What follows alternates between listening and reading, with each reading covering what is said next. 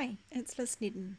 Let's have a look at using the calculator to find inverse normal distributions. So this is now when we are calculating the data value. So to know when to use the inverse is to think about what information you've been given and what you're trying to find out. In the previous video, we gave you a x value, so we gave you some data value and asked you to find a probability with that. What we want to do for the inverse is the reverse, so it's inverse or reverse of that. So this is now when I might tell you that the probability of being above some point is 10%. So I give you a probability and I ask you to calculate that data value x. So now I am giving you the probability and you're doing the reverse to find the x value, the data point. So let's look at this example. So we've got our weights of backpacks. They've got a mean of 3.3 and a standard deviation of 0.4. And we've been asked above what weight do 20% of the backpacks lie. So we're talking about above, so we're talking about the probability at the top. We want the probability at this top piece here to be 20%. And we want to know what is that weight, what is that x value. So this is where we're going to go to our graphic calculator. And I'm going to jump back out to the main stats menu. Oh, exit. And this is now I'm going to go distributions, F5, norm for normal distribution, F1. And now I'm going to choose the inverse normal, so that's F3. Now it asks me what the tail is. So in the picture that I drew, I had shaded in the tail on the right hand side. So at the moment it's got the left chosen and I want to change that to being the right hand tail. So I'm going to press F2 and that changes it to the right hand tail.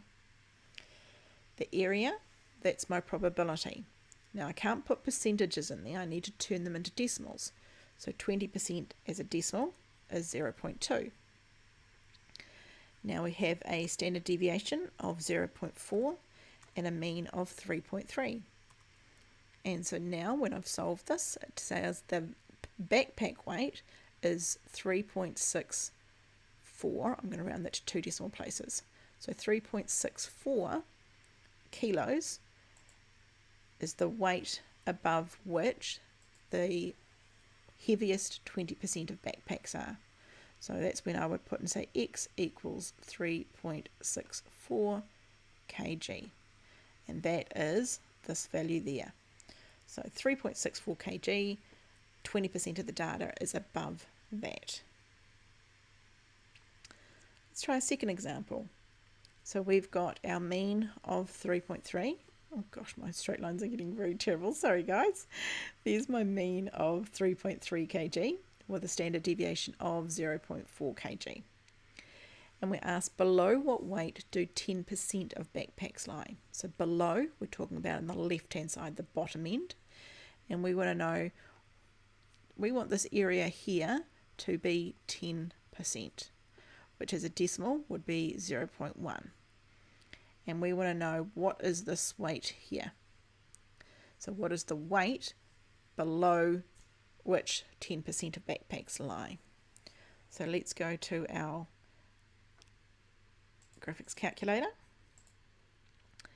and back to there. So now I need to change my tail to the left hand side because I shaded in the bottom end. So I'm going to change that F1 to left. The area is 0.1, it was 10%, and our mean and standard deviation are the same. So that gives me a weight for my backpack of 2.79 rounded to 2 decimal places. So that is the weight below which 10% of backpacks lie. So that would say X is 2.79 kg. So below that there are 10% of the backpacks. Example number 3. So the weights again, mean of 3.3 and a standard deviation of 0.4. And it says, between what weights do the middle 50% of backpacks lie? So what we're asking is the middle 50%. So I want this area here in the middle. I want that area to be 50%.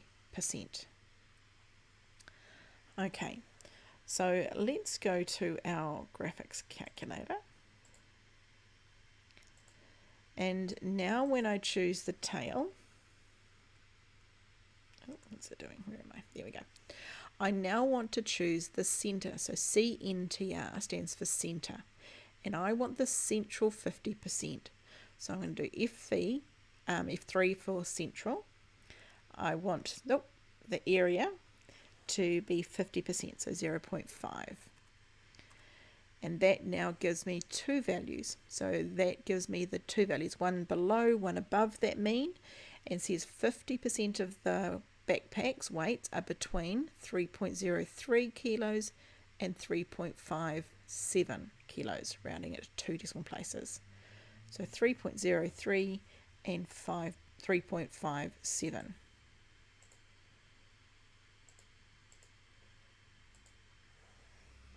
So 3.03 and 3.57.